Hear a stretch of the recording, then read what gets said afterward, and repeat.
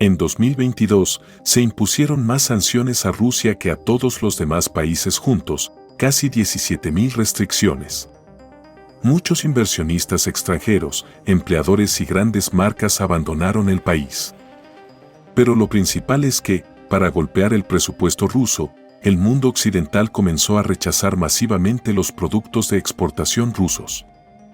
La lógica es simple: con el dinero obtenido de la exportación, cualquier país compra lo que no produce por sí mismo. En el caso de Rusia, estos son principalmente tecnologías y equipos, sin los cuales su economía simplemente no podrá sobrevivir. No se publican datos detallados sobre la exportación e importación de la economía rusa. Pero podemos ver, por ejemplo, los informes actuales de las principales compañías de petróleo y gas de Rusia. Después de todo, el petróleo y el gas representan más de la mitad de toda la exportación rusa. Puede sorprenderte mucho que, a pesar de todas las sanciones, en 2023 algunas compañías de petróleo y gas aumentaron significativamente sus ganancias. Y ten en cuenta que la segunda de ellas no incurrió en pérdidas, todas ganaron cientos de miles de millones. Por supuesto, hay que tener en cuenta la depreciación del rublo, gracias a la cual las ganancias en rublos dependen cada vez menos del volumen de ventas. No olvidemos que el petróleo ruso ahora se vende no por los populares dólares, sino por rupias, que poco interesan a la mayoría. En general, hay muchas sutilezas, pero el hecho sigue siendo un hecho.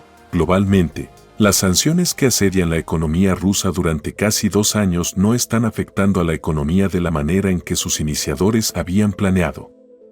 Los principales motores de la economía rusa se sienten bastante bien, ganando miles de millones en la exportación de materias primas. Entonces, quizás Rusia es una excepción y las sanciones realmente funcionan en otros lugares, solo que aquí, por alguna razón, fallaron.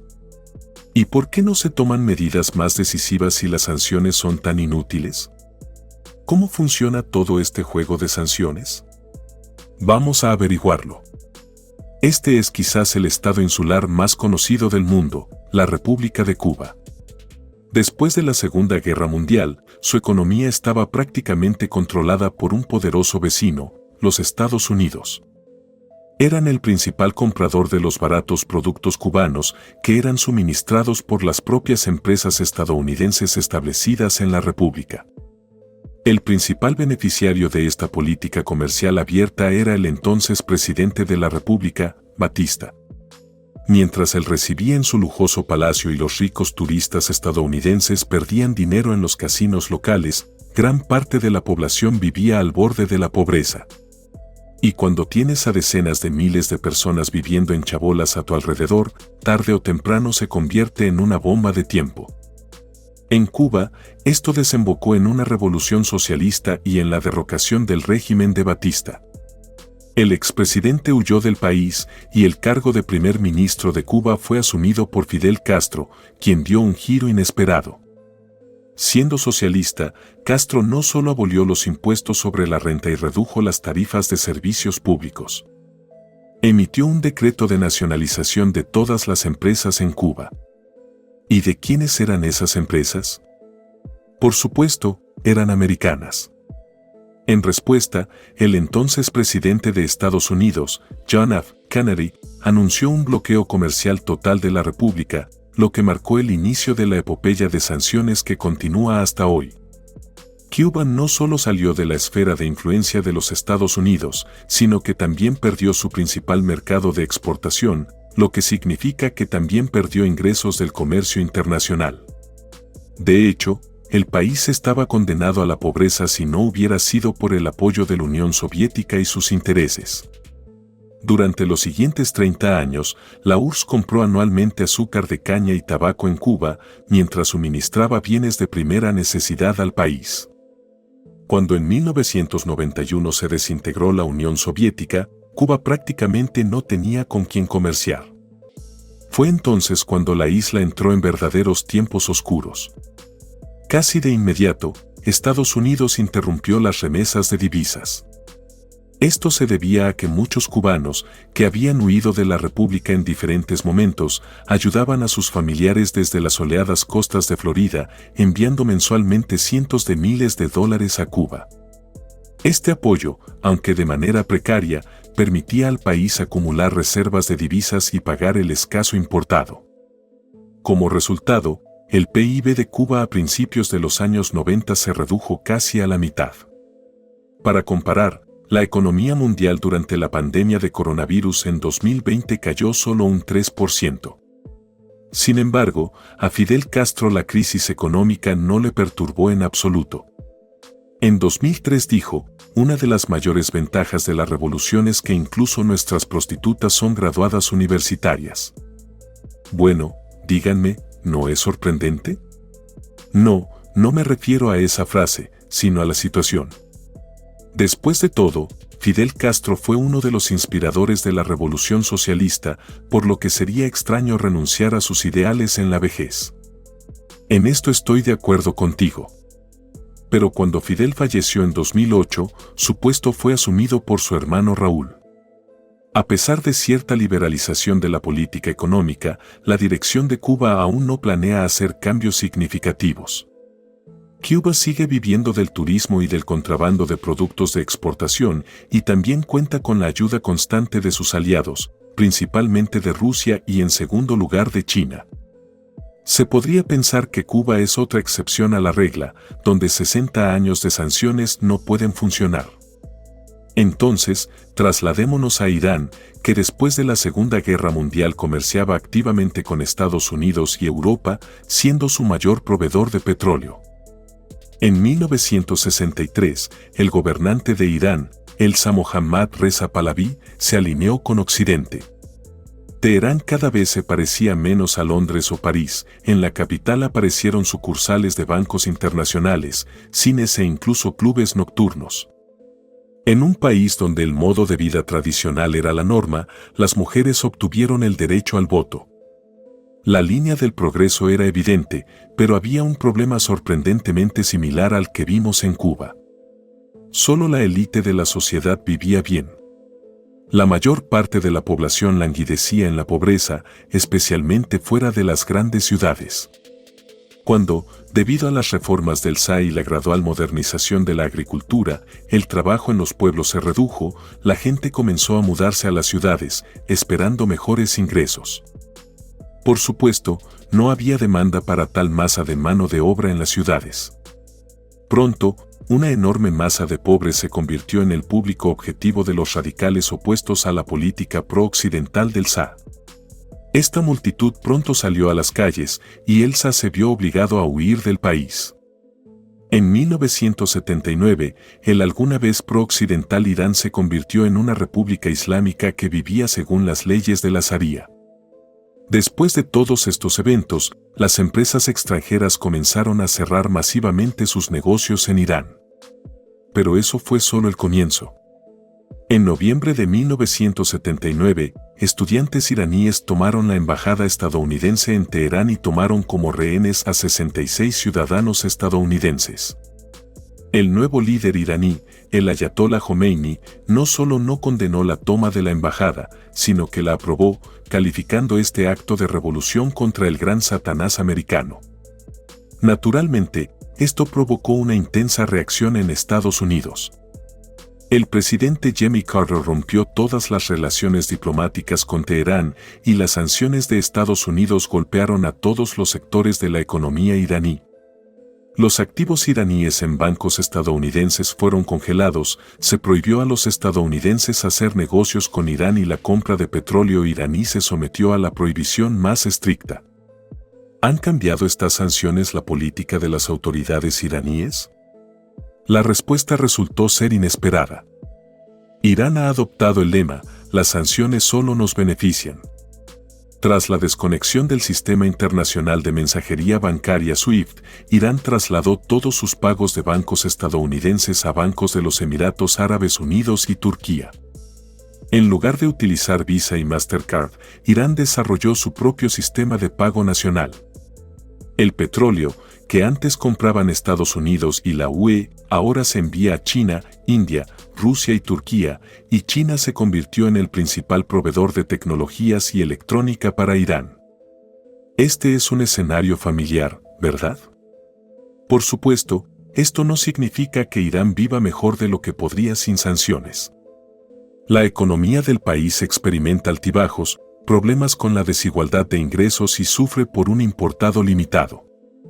Sin embargo, al igual que en el caso de Cuba, el objetivo principal de las sanciones, el cambio de régimen, no se ha logrado. Hoy en día, los líderes islámicos continúan gobernando el país y Irán ha comenzado a desarrollar armas nucleares en secreto y luego abiertamente. Vamos a terminar con los ejemplos, porque no importa qué caso tomemos, ninguno de estos países ha cambiado su política bajo la presión de las sanciones. Tal vez el único país donde las sanciones realmente tuvieron efecto fue la República de Sudáfrica a finales del siglo XX. En ese momento, había una política de apartheid o segregación racial, los habitantes negros y blancos tenían diferentes derechos, vivían en diferentes áreas y, para abrir un negocio o entrar en una zona blanca, los negros necesitaban obtener un permiso especial. Pero eso no es el siglo XIX. Después de la Segunda Guerra Mundial, el mundo comenzó a reaccionar de manera especialmente sensible ante las violaciones de los derechos humanos, incluso en países orientados hacia Occidente como Sudáfrica. Las sanciones contra el país fueron respaldadas por 130 estados, exigiendo reformas democráticas para volver a relaciones comerciales plenas. En última instancia, en 1994, el apartheid en Sudáfrica realmente terminó. Sin embargo, aquí también hay un matiz. Las primeras sanciones contra Sudáfrica se impusieron en 1963 y se necesitó más de 30 años para lograr el objetivo planteado. Junto con el fortalecimiento de la producción interna, los países bajo sanciones están desarrollando activamente mecanismos de importación paralela y creando redes de economía sombra. El ejemplo de Irán es particularmente evidente. Tras décadas de sanciones, ha establecido todo un sistema de importación paralela, llevando a cabo transacciones con Turquía y otros países de Oriente Medio. Así, los productos oficialmente prohibidos para su envío a Irán atraviesan complejas cadenas de reexportación, llegando al país a través de varios intermediarios. Otros países están desarrollando esquemas similares, lo que hace que las sanciones sean menos efectivas. La importación paralela no es la única laguna. También existen esquemas más complejos para evadir sanciones, como el uso de criptomonedas para pagos internacionales. Venezuela, por ejemplo, lanzó su criptomoneda el Petro, vinculada al precio del petróleo, en el contexto de las sanciones de Estados Unidos. Las sanciones contra China, especialmente en el ámbito de la tecnología, son de interés particular. En los últimos años, Estados Unidos ha impuesto una serie de restricciones relacionadas con tecnologías avanzadas, desde 5G hasta semiconductores. Sin embargo, China está invirtiendo activamente en el desarrollo de sus propias tecnologías y las sanciones solo han estimulado sus esfuerzos. Programas estatales como Made in China 2025 están dirigidos a alcanzar la independencia tecnológica respecto a Occidente y las sanciones solo han acelerado este proceso. Un aspecto interesante es que las sanciones estadounidenses contra China también han afectado a las empresas occidentales. Por ejemplo, debido a las restricciones, muchos fabricantes estadounidenses de microchips, que anteriormente colaboraban activamente con corporaciones chinas, han comenzado a perder enormes contratos y se ven obligados a buscar nuevos mercados. Cuando un país está bajo sanciones, comienza a buscar apoyo económico y aliados que puedan ayudarlo a superar las consecuencias. Estas coaliciones económicas se oponen al aislamiento occidental.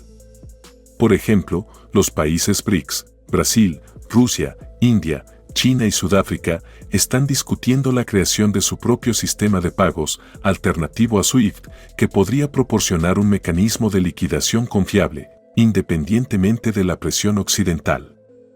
Por supuesto, no se puede comparar la situación en diferentes países, cada caso es único. Pero un análisis rápido muestra que las sanciones alcanzan su objetivo final solo en un cuarto de los casos. Tienen un efecto menos efectivo en regímenes políticos y conflictos territoriales. Este es un análisis grosero, pero aún así se puede seguir una tendencia. Cuanto más globalizada está la economía mundial y más amplias son sus conexiones comerciales, más débil es el efecto de las sanciones. En el mundo antiguo, el bloqueo económico significaba aislamiento total y pobreza, como sucedió, por ejemplo, con la isla griega de Rodas. Pero en la economía moderna siempre habrá un comprador para tu producto, si no es uno, será otro. Especialmente cuando ese producto se vende con un descuento por sanciones, ya que los países constantemente compiten por el acceso a recursos baratos y defienden principalmente sus intereses nacionales. La historia también muestra que el efecto de las sanciones destinadas a cambiar decisiones políticas a menudo lo siente la población común, que no tiene influencia en las decisiones del gobierno. Los productos importados se vuelven menos accesibles y dado que ningún país puede proveerse de todo lo necesario, el nivel y la calidad del consumo disminuyen. Así, las sanciones se convierten en una especie de impuesto sobre los pobres. Debido a la imposibilidad de cambiar rápidamente su cesta de consumo, la población se ve obligada a aceptar las circunstancias y reducir sus gastos. Muchas personas asocian el empeoramiento de su calidad de vida con un enemigo externo, culpándolo de sus problemas. Esto lleva a una baja probabilidad de éxito de las sanciones, ya que a menudo solo refuerzan los sentimientos nacionalistas y fortalecen las posiciones del régimen en el poder. Es evidente que quienes toman decisiones sobre sanciones comprenden esto perfectamente. Entonces, ¿por qué siguen imponiendo restricciones que a menudo no solo no logran sus objetivos, sino que también perjudican sus propias economías? Si eliminamos la avalancha de sanciones impuestas después de 2022, se puede notar que sus principales iniciadores son los países de la Unión Europea, Canadá, Australia y, por supuesto, los Estados Unidos. Cabe destacar que la lucha económica se lleva a cabo contra los mismos enemigos. Pero, ¿por qué el Occidente, y no el Oriente, se convierte en el principal iniciador de sanciones y el policía del mundo? La respuesta, por supuesto, es multifacética. Pero la explicación principal es que los países occidentales desarrollados constituyen alrededor de la mitad de la economía mundial. Esto les permite acceder a recursos baratos y amplios mercados para sus productos. Gracias a esto, el nivel de vida en Occidente sigue siendo uno de los más altos del mundo. En un intento por mantener el liderazgo económico, los países occidentales aplican diversas palancas de influencia, desde medidas suaves, como créditos internacionales para países en desarrollo, hasta medidas más severas, como sanciones económicas para los más rebeldes. Se podría argumentar, ¿y qué pasa con China o India, que hoy o mañana podrían superar a Estados Unidos y Europa en volumen económico y tasas de crecimiento? Sí, es cierto, pero el orden mundial no cambia de la noche a la mañana. Todo el sistema financiero mundial sigue basado en el dólar estadounidense. La mayor parte de las transacciones internacionales se realizan en dólares y cualquier banco central mantiene la mayoría de sus reservas en dólares y no en rupias o yuanes. Entonces, ¿por qué, si Occidente es tan poderoso, aplica sanciones que, como se demuestra, no son muy efectivas? La respuesta es simple. Las medidas más contundentes pueden llevar no solo a pérdidas económicas, sino también a un conflicto armado directo con consecuencias catastróficas. Y cuando tu oponente tiene armas nucleares, las sanciones económicas se convierten en la forma más segura de presión en la lucha por los recursos. Si te gustó el video, dale like y compártelo con tus amigos. Hasta la próxima en el siguiente video.